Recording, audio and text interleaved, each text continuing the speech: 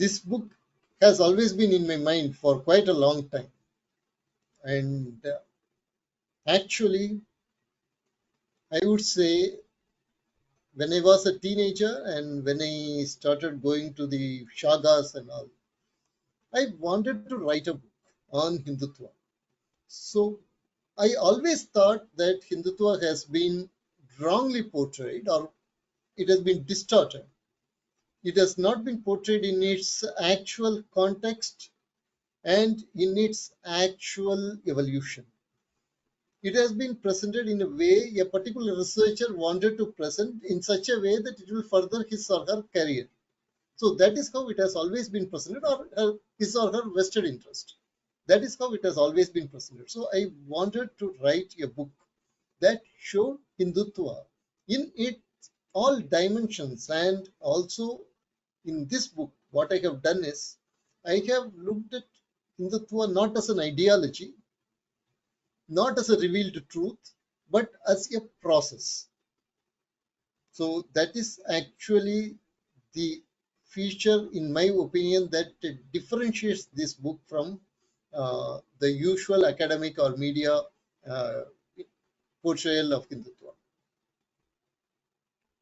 Would you say that Hindutva is different from Hinduism as is commonly repeated across different spheres nowadays in politics and journalism? Let us say, I think the answer for this has already been given by Veer Savarkar in a very enigmatic way. And it is that if you take Hindutva as the life process of what we call the larger Indian landmass, then Hindu Dharma or Hinduism is a subset of this universal set. So in a way, Hindutva, if you consider Hindutva as a great stream, one of the major streams in this Hindutva is Hindu Dharma. That is how you relate Hindutva and Hindu Dharma.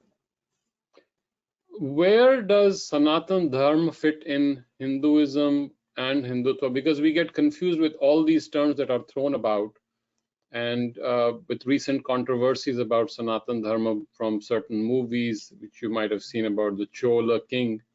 Where do you place Sanatan Dharma vis-a-vis Hinduism and Hindutva?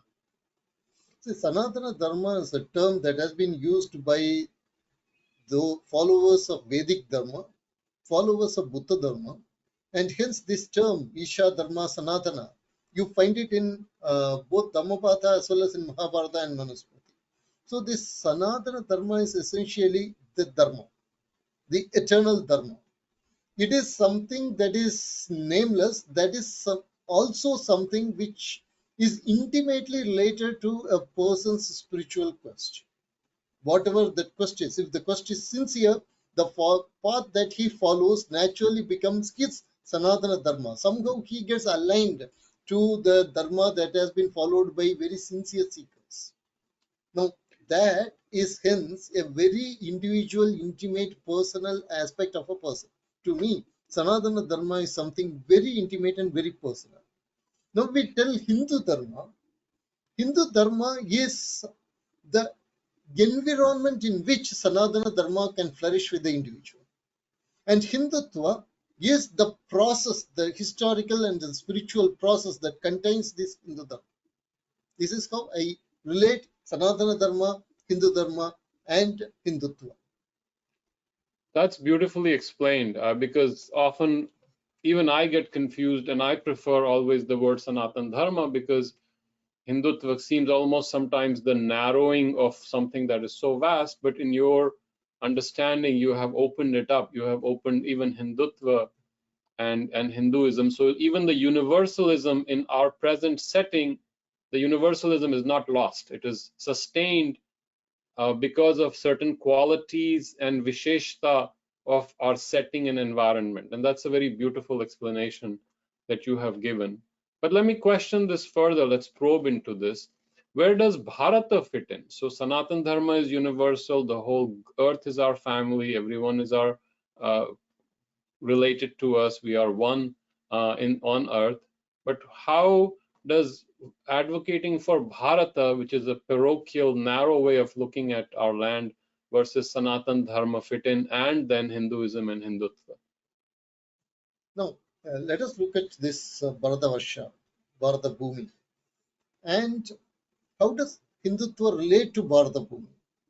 Again, I will go to Veer Savarkar because, very interestingly, there is a very basic axiomatic connection between the way Veer Savarkar, Sri Aurobindo, and interestingly Mahatma Gandhi viewed Indian, within inverted commas, nationalism. They saw this as a very unique, civilizational, precious, rare phenomenon which should be wondered by entire humanity. So you have these very beautiful words of Savarkar. Nobody uses these words of Savarkar. Nobody quotes these words of Savarkar. Savarkar says a Hindu at his best, at his height of Hinduness, ceases to be a Hindu. He, like Shankara, will say, Swades Bhuvanatraya. So that is how Savarkar ends his essentials of Hindutva.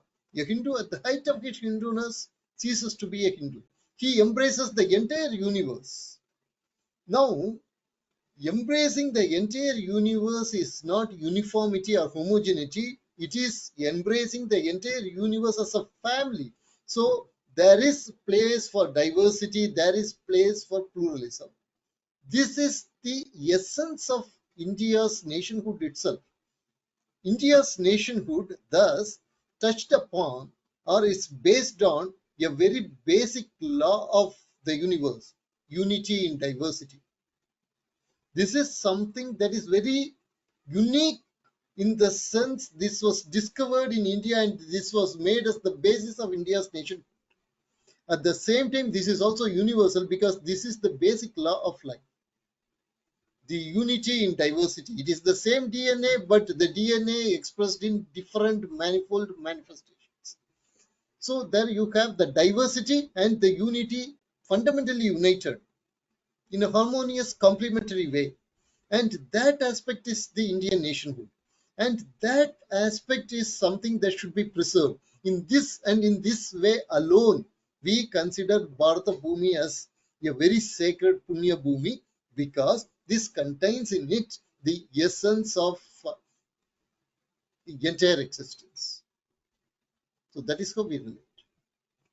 I'm reminded of a beautiful thing that J. Krishnamurti had said, that Bharata, the term, the Dhvani Bha in Bharata signifies light.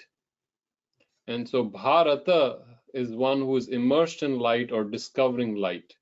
And I do not know enough Sanskrit to say whether he was right, but Bhanu, Bhaskara, Abha, Prabha, all the words use Bha as light. So I think he had a significant point that Bharata is a place which is discovering light and bearing light. Would you agree with that?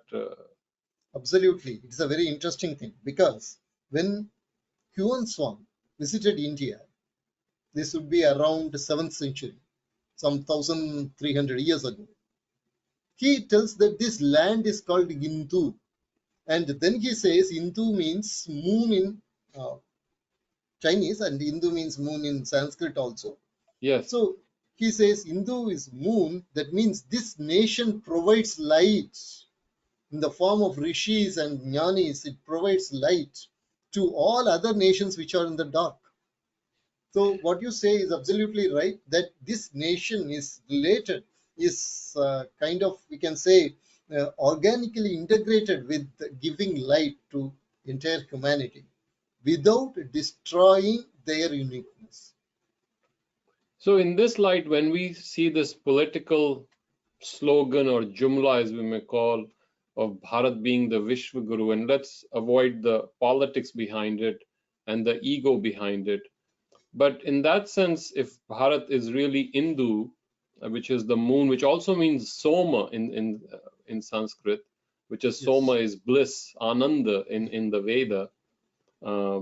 then it becomes a very beautiful symbol of a land, and it's no longer a geographic entity. It becomes a spirit, as almost a bearer of light, and almost, as Sri Aurobindo called it, a Shakti.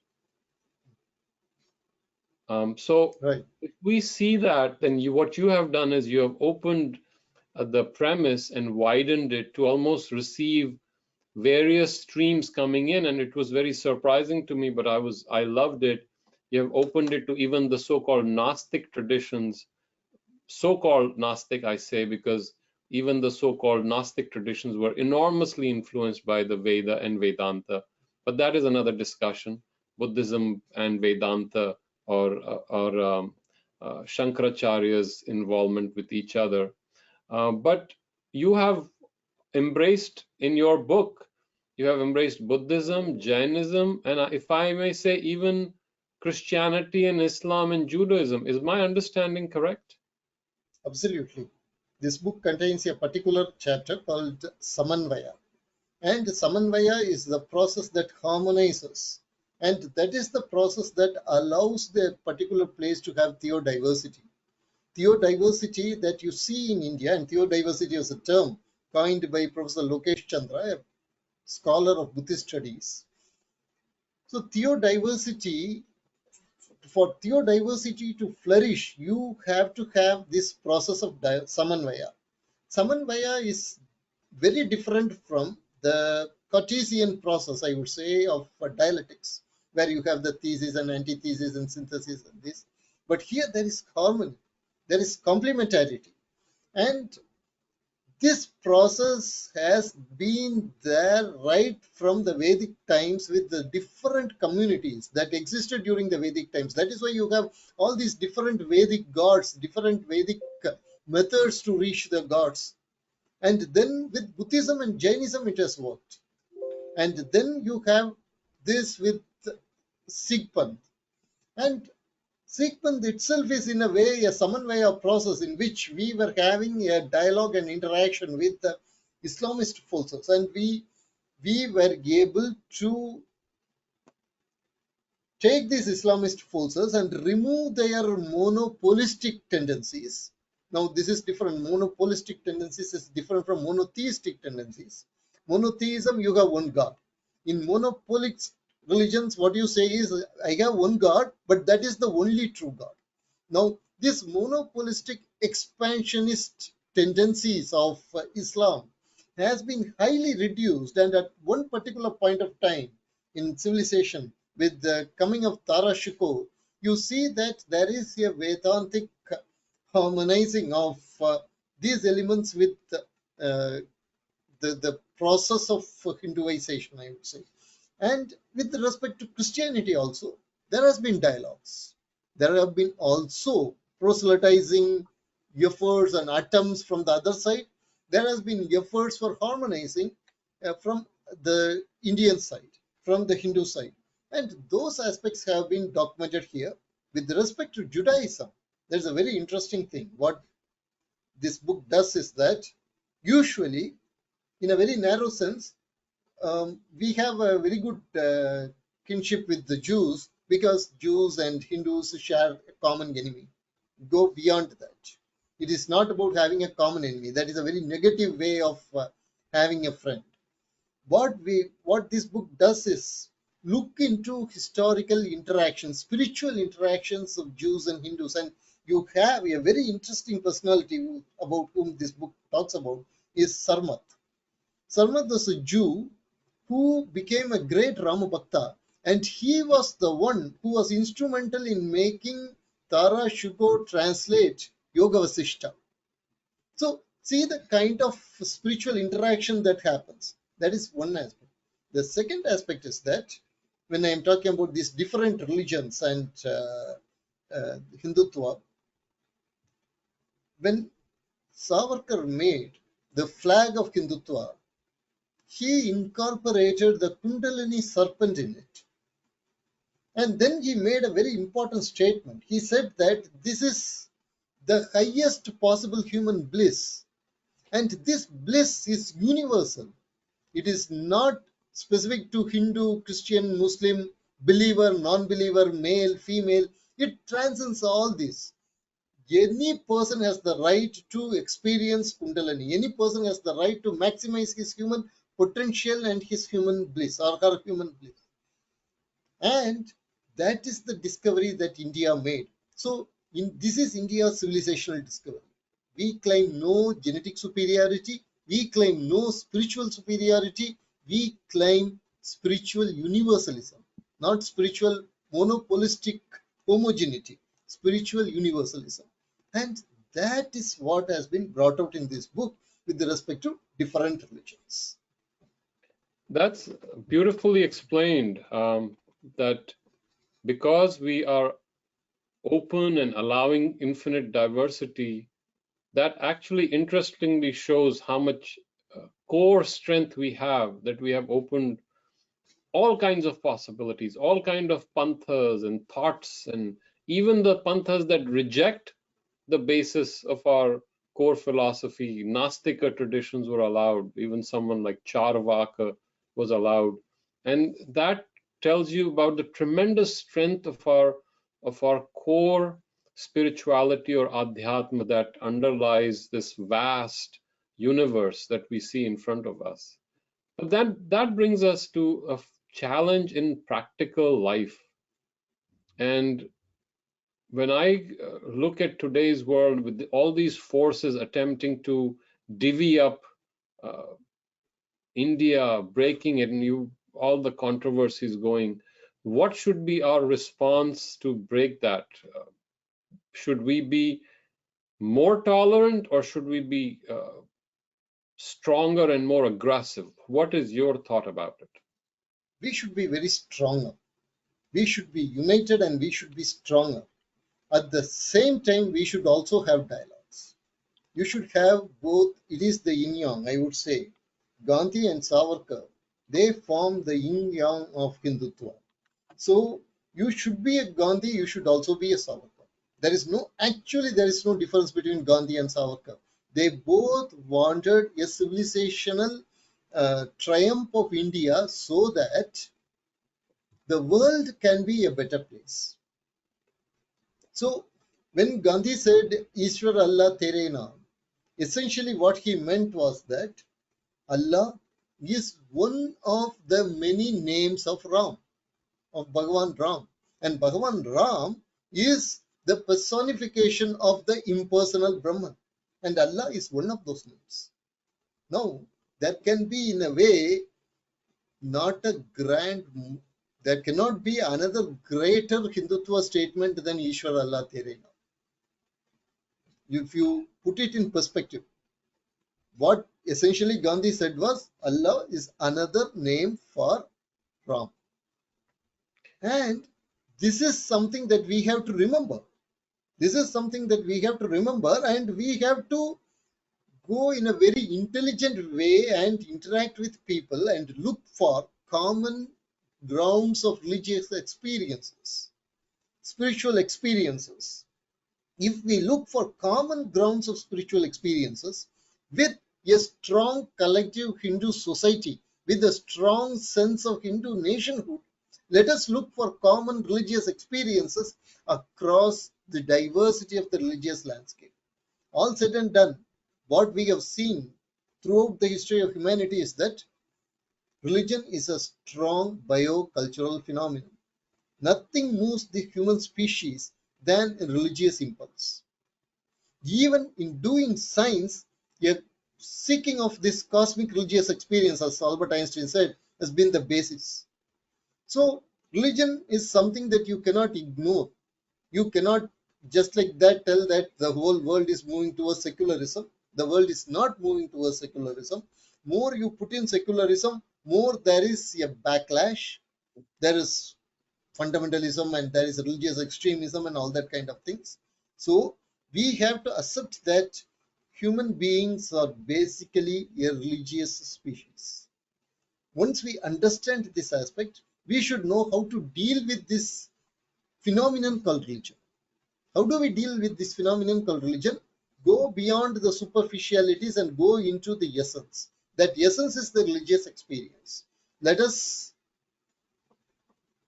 study this religious experience, make the people realize that their religious experiences are important and their outer forms are only an aid to these religious experiences.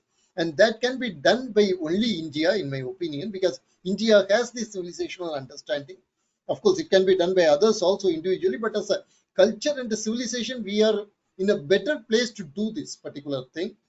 If we are to do this, first we have to make sure that we are a united, strong nation and a civilization. So for that, we need to realize that this is a Hindu nation. Now, when we tell Hindu nation, it translates to Hindu Rashtra. Hindu Rashtra is not a political goal to be achieved. It is an experiential truth to be realized by the individual. This is something that we have to understand very clearly. It is not a theocratic state. It is not given a system in which a particular religion is given a kind of undue advantages. Nothing like that. It is a civilizational, existential reality that an individual has to realize. And if that happens, then we will be in a position to show the world a wonderful model to understand and appreciate the human diversity. That I think is the need of the hour, right? So I think from what I understand from you is each of us has to deeply internalize, as the term is atmasat, internalize in us what Hindutva really means, what our Adhyatma really means, what our Dharma, Sanatan Dharma means, which means Adhyayan, we have to study, we have to go deeper, we have to do this as our sadhana. But then it becomes also a collective sadhana, because as a one body of so many individuals, we are all looking inside in a bigger consciousness. And so then we are able to look at our deficiencies just as we do individually. We collectively look in ourselves and see our deficiencies, and we have a thoughtful process to remove those deficiencies which have crept into our society, which have crept into our life, unfortunately. But I think once we understand deeply who we are, realizing our own nature, our own truth, Swadharma and Swarup, then we can correct all these issues. But wouldn't that entail a lot of education? And I know your book is a great step towards that. That would involve educating our new generation with tremendous focus on realizing what our dharma is, or what Sanatan Dharma really means. Would you agree to that? Absolutely. It needs a lot of effort. But again, a very interesting aspect here that this book also deals with is that how the civilizational genius of India has evolved methods, even in modern times, to deal with this particular problem. I will give you one example. Let us just take the example of yoga. Okay, Surya Namaskar. If you are taking Surya Namaskar, you will find that if there is one organization that has taken Surya Namaskar to maximum number of households for at least 3 generations now, for 3 generations, Surya Namaskar and yoga have been taken to maximum number of households throughout India, from Kashmir to Kanyakumari, without any yoga studio, without any yoga mat, without any capital intensive constructions.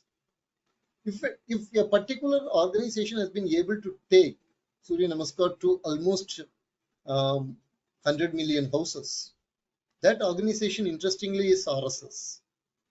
Now, nobody has looked at RSS this way so far.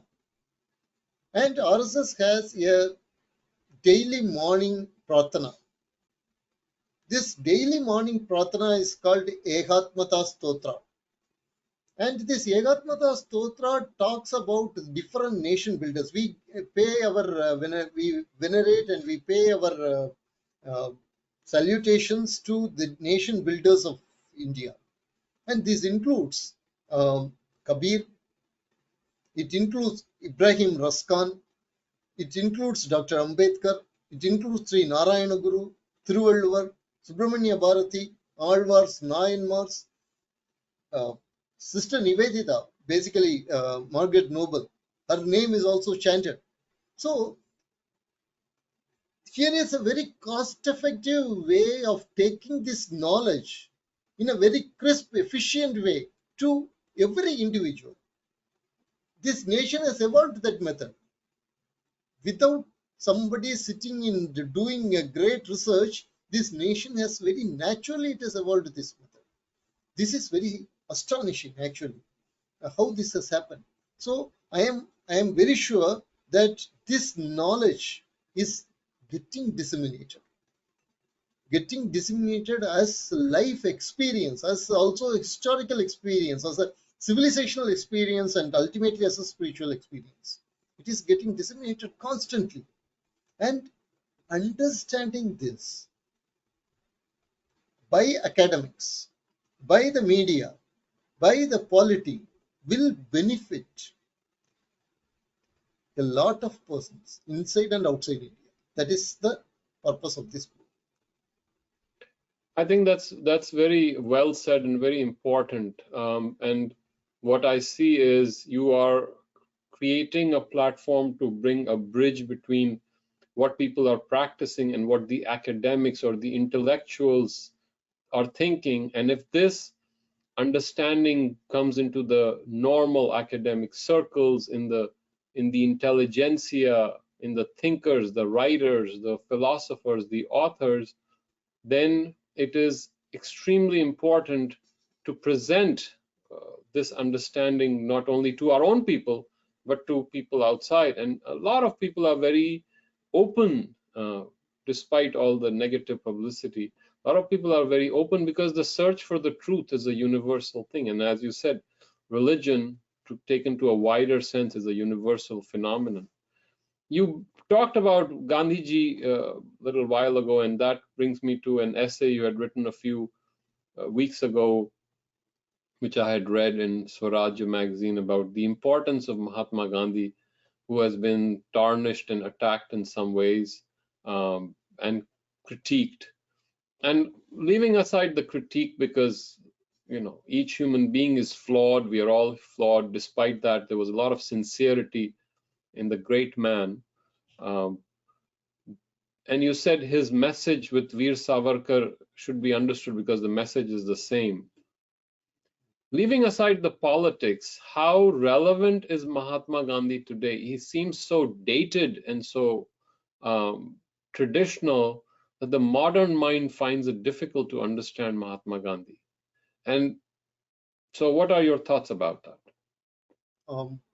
Is Gandhi really dated? That would be a question that we would like to ask. I'm sure you know about Alvin Toffler. Now, Alvin Toffler is known for being a futurologist. Yes. So, in his third wave, there is a subsection, and it is named Gandhi with his satellites. And this is about how Gandhi's views of decentralized economy, Gandhi's views on kind of proto-ecological models were used by certain environmentalists to work on renewable energy and other aspects. So there are certain dimensions in Gandhi that which need to be explored by not just us, but by the entire world. I would say that Gandhi is essentially a proto-Hindu environmentalist. So as an environmentalist, he was able to see the value of life of all beings, and he saw that the cow worship of the Hindus, it is the summit of this empathy with all living organisms. So it symbolizes the empathy that the civilization has created for all life forms. And then he said that so cow protection should not just be brought by legislation. Rather, we have to make those who are not worshipping the cow or those who are slaughtering the cow, we have to engage with them and we have to change their minds. Essentially, what he said was you should have an outreach program, a Hindu civilizational outreach program for cow protection. Now, this is a very, very novel way of looking at things at that time. And secondly, when he showed the chakra, that spinning Correct. wheel as the symbol of technology, what he said was that the technology should be extremely decentralized. That the technology should use energy in a very efficient way. Yeah, the way you are approaching a particular technology, you have to see the embedded values in that technology. And those embedded values in a technology will ultimately decide what type of users are going to benefit from the technology. Now, these are all views of Mahatma Gandhi that anticipated a lot of modern technological revolutions which are related to sustainable development. Ram That's Swarup, Go ahead. Ram Swarup, who was a great deep thinker from the Hindutva side, he gave a lecture on Gandhian economics and he pointed out another one aspect that Gandhi viewed economics as a Vedic yajna. So he gave a yajna model for economic activities. So the person was only a jamana. The person who was in charge of the resources was only a trustee.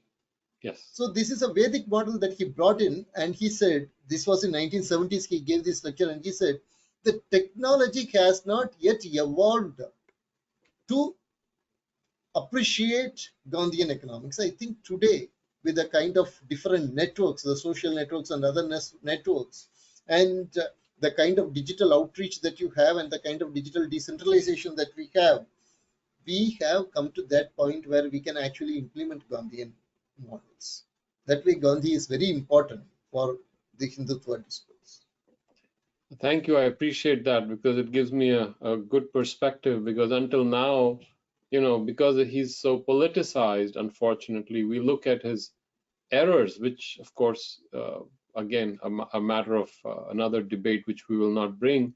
But as a politician, he was perhaps, maybe he was a little naive in trusting the goodness of everybody else.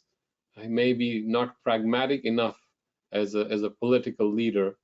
But I will defer that. I would come back to your book, and you have discussed Tagore there, and that was a very happy occasion for me because Tagore has been somehow relegated just as a poet. But Tagore was also a great universalist, humanist, and thinker, an educationist, remarkable writer and philosopher in his own right.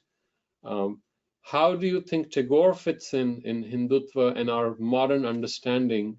Because in the way I look at it, we have really done a great disservice to Tagore and to ourselves by not spreading him across the country. Every child should be reading his poetry, his stories, his essays, hopefully in the original Bengali if possible, because there's a lot of beauty and truth there. Because you have brought art into Hindutva now, and that is a very unique way of approaching Hindutva. Now, when you look at the history of the term Hindutva, Tagore used the word Hindutva decades before Veer Savarkar. So he used the word Hindutva again in a way this book uses the term Hindutva. He saw it as the civilizational process of India. So in that way, Tagore very clearly understood what Hindutva is in its deepest and the largest meaning. That is number one. Number two, when Tagore wrote Janaganamana, there were other stanzas of Janaganamana where he visualized the person, the entity, the divine entity who is in charge of the destiny of India as the divine charioteer, whose sound of the conch shell would remove the fears of the people. And then he talks about the same Bharadabhagya Vidata as the Snegamayi Mata, as the mother whose unblinking eyes are always taking care of us.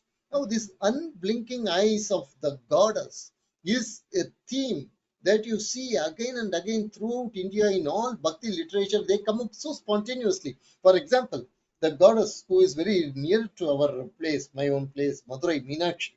The name Meenakshi itself means the eyes of a fish, eyes like shaped like fish. Also, the unblinking eyes of the fish, because she is always taking care of us. So, how does this happen? If Tagore was just a poet in the ordinary sense of the term, and I don't think poets are just ordinary people, a poet by very nature expresses a transcendental truth through his words, and that is how a poet becomes a kavi. And Gurudev Rabindranath Tagore is definitely he was one of the kavis. In the same Vedic tradition, he was one of the kavis. We have to accept that, we have to understand that. And then when you look at the way he visualized Bharat Mata, not as a symbol of nation state in the Western way of looking at it, and he was against that. He called that some kind of idolatry of nationalism. But he saw Bharat Mata as the embodiment of the divine. Both the charioteer and the Snegamayi Mata, both related together. Again, you will be surprised to know, as early as 5th century CE, in Tamil Nadu, a woman sang of Shiva. Her name was Karaikal Ammayar, and she visualized Shiva as part Shakti and part Vishnu. You see the same imagery again spontaneously appearing in this Janagana Mana song. So this to me is a very good uh, example for what I call the manifestation of Hindutva. So Hindutva manifested itself through Tagore. That is how I see Tagore's poetry. And in this book, these are the two contexts in which I bring Tagore. Tagore was the first person to understand, to call Hindutva as a national process. That is number one. Number two, he was able to spontaneously bring out the civilizational spirituality of India. These two aspects that I bring Tagore in this book. And that's very beautifully said, because the he brings the bhakti in it, not just the jnana, and he brings the heart in it. And because of that bhakti, it transforms our relationship to Bharata, whom Sri Aurobindo called as a living Shakti. And that is always very inspiring to me.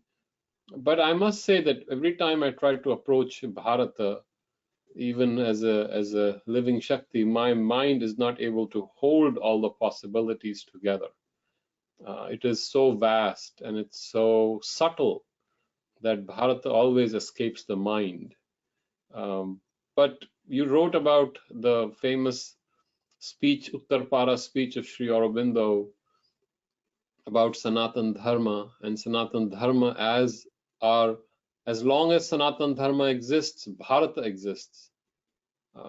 How do you reconcile, and I know you have reconciled it as the local manifestation, but it's a little difficult to comprehend. How would you explain it to us? As I said, Sanatana Dharma is a very, very personal experience a person has in his spiritual quest. And this is the land that recognized the right of a person's spiritual quest to take infinite variety. Yes. And that is the uniqueness of this land. And as Sri Aravindo rightly said, this is the cradle of Sanatana Dharma. In Uttarpara speech itself, he points this out. This is the cradle. And then I would quote Haji Wells to say that a person doesn't always exist in the cradle.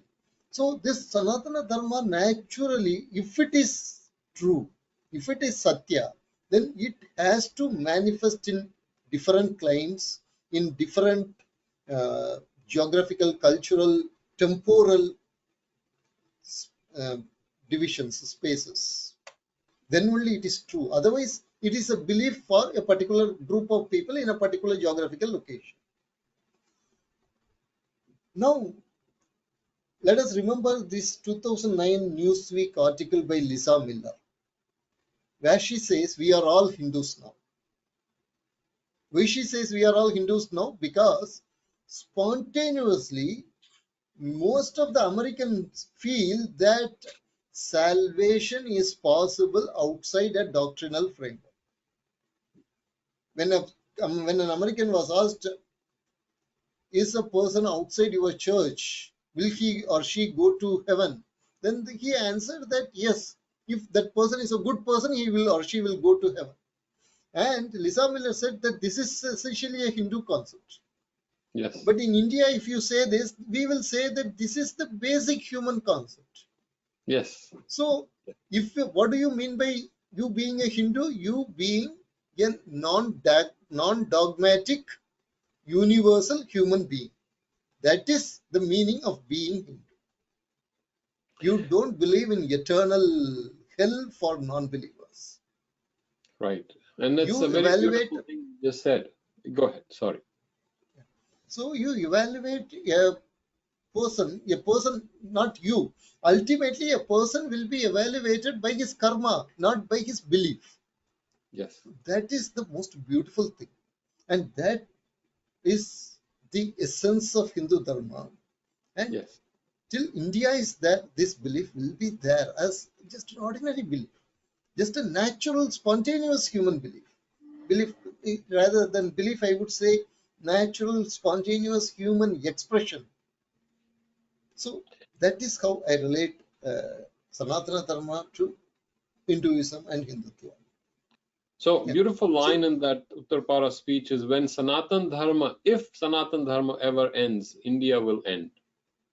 India will not survive because it's Sanatan Dharma that's holding Bharata together. And that is perhaps one of the most important things that I have learned, that how one can really love one's land, be totally patriotic and nationalistic, and yet be universal. And this is a very beautiful uh, way of looking at how Sanatan Dharma in a local setting, environment, in a process is manifesting in a certain way. So in our Vedic tradition, the difference is called Sat and Ritam. Sat is that which is eternal, universal, unchanging, but as it manifests, it is manifesting according to certain law or cosmic law or certain rightness, as Ritam means being right or being straight. And so perhaps Hindutva is a rhythm of that Sat, which is our Sanatan Dharma. Would you agree with that exactly, statement? it is the Rita.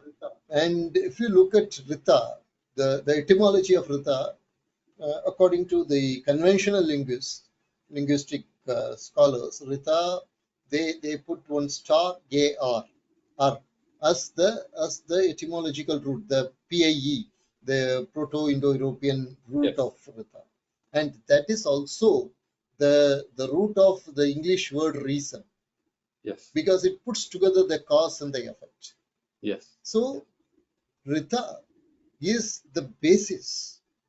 And this R is also the root of the Tamil word Arivu or Aram. Aram means essentially Dharma. It's the root of the Tamil word Arivu, which also means reason or knowledge. And hence, yes, Hindutva is the manifestation of Rita in the human context. What you So say is let's talk. absolutely right. You talked about the Tamil word Aram, if I understand correctly, is also the same root as rhythm, which, by the way, rhythm is the same root, is cognate with the righteousness, ratio, the rights that is seen in Latin and English today. Um, this controversy about Sanatan Dharma being separate from the Tamil land, and of course, I love the Tamil culture, the beauty of it, and you have lived there, so our connections with the beautiful land of Tamil Nadu is old in a different way. How do you see this opposition of Sanatan Dharma across India and then in a setting of the great land of Tamil Nadu? It's absolutely fabricated falsehood, nothing else. Tamil Nadu is as much the land of Sanatana Dharma as any other part of Aryavata.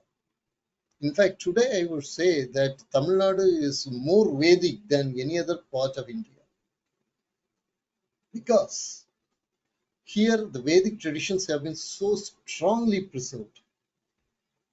And when you do certain things, you are always seeing them. As I said earlier, Gandhi said that in all economic activities are yajna. Now you know that the person who holds that yajna, who is responsible for the yajna, the main person of the yajna is called Ejamana. Ejamana essentially means the person who is in whose name that yajna is happening. That is the Ejamana. You'll be surprised to know that in Tamil Nadu and in South India generally, a landowner would be called as Yajamana. Essentially, it means your agricultural operation is considered as a kind of a Vedic yajna. Yes. There are a lot of things in Tamil Nadu that resonate with the Vedic culture, resonate with Vedic culture. I will give you a very, very interesting example, a very tragic example also, that of Wendy Doniger.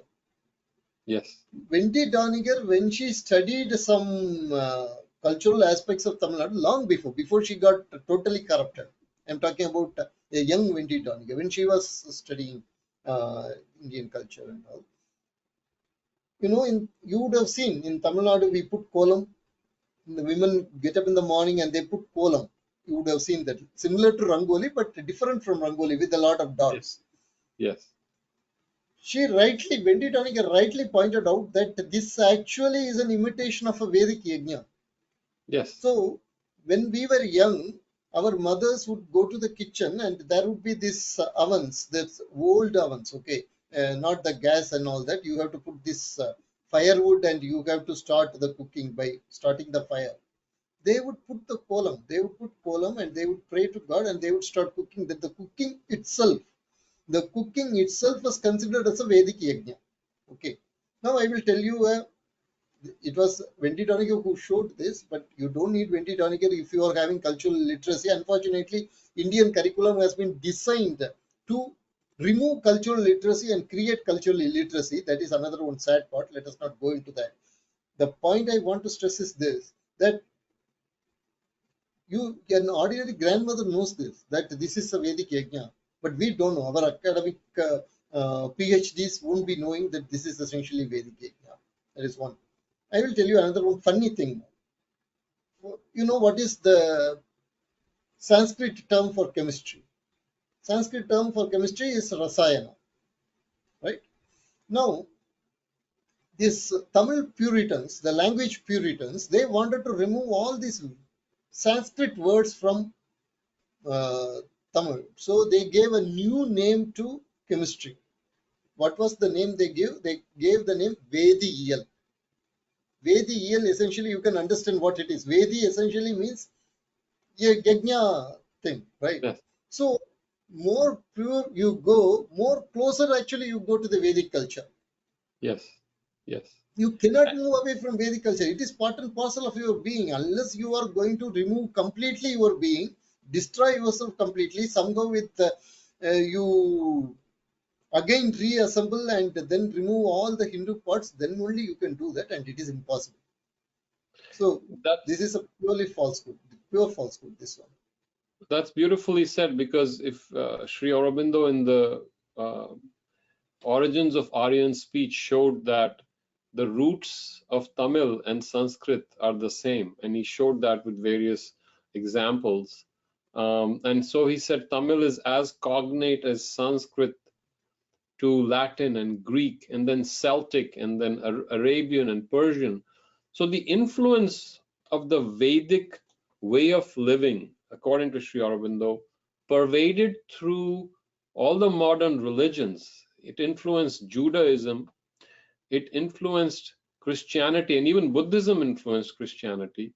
And then through Sufism, it influenced Islam. It influenced modern philosophy, German philosophy, but also pre-Socratic philosophy. And it influenced literature, because the Veda is actually, even now, the oldest available work of literature available to man. And I was reading Jameson and Brereton, who have done a massive compendium of translation of the Vedas. And they call the Veda a monumental work of signal significance in world literature and world religion. So what you have brought in this book is kind of a tremendous variety, but coming back to the old secret of Sanatan Dharma, which has manifested in the Vedic way, but continues in our life. We may not call it the Vedic way, but it still continues in our life even today. Is my understanding correct? Absolutely, absolutely. It is a living reality. The Yes, only problem that we have right now is that we have to realize it. And the yes, minute you realize that, then you become strong yourself. And when you are strong, you don't fear others. And when yes, you are strong, you can have a very wonderful, healthy conversation with others. And that yes. will uplift both of us. That is the point.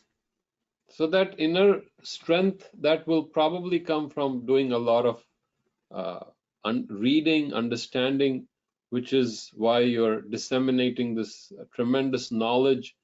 And I must say, this has so much scholarship. This book has so much scholarship that anyone who loves India, anyone who loves Sanatan Dharma or Hindutva, or wishes to understand the root of Hindutva, must familiarize himself or herself with this book. There is so much knowledge here. I remember when I was reading it last night, I saw Bankim Chandra Chatterjee, who's normally ignored, but you brought him back. And we'll ignore the political nuances of the great mantra that he gave to the nation.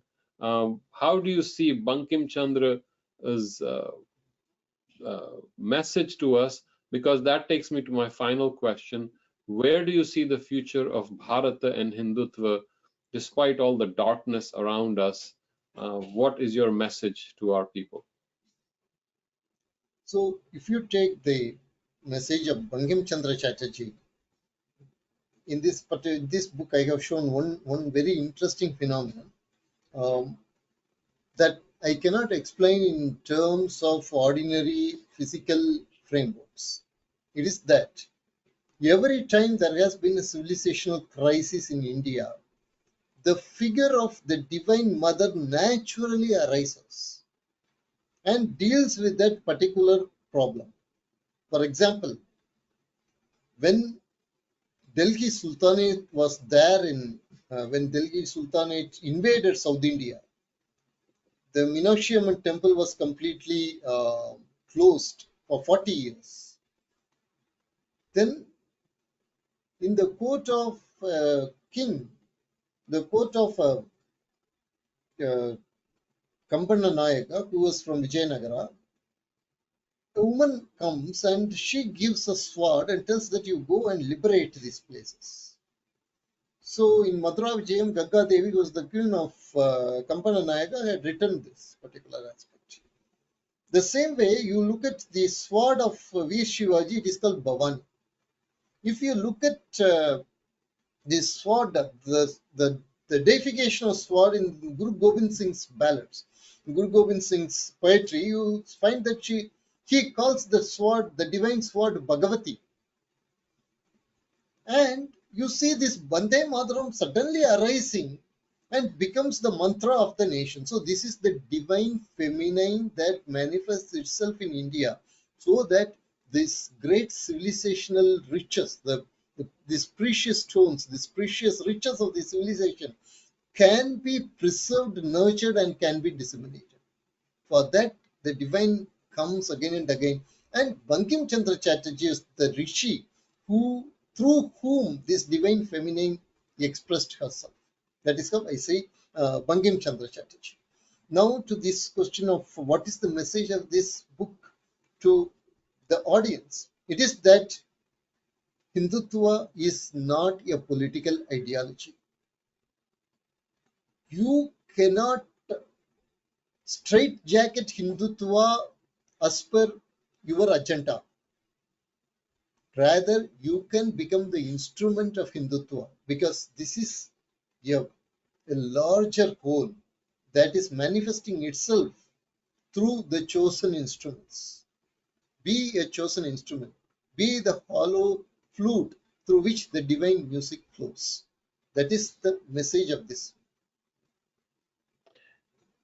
What is your hope for the future of India? How do you see India evolving in the next generation, let's say 20 years? And I'm talking about it totally as educationally, spiritually, mentally, intellectually.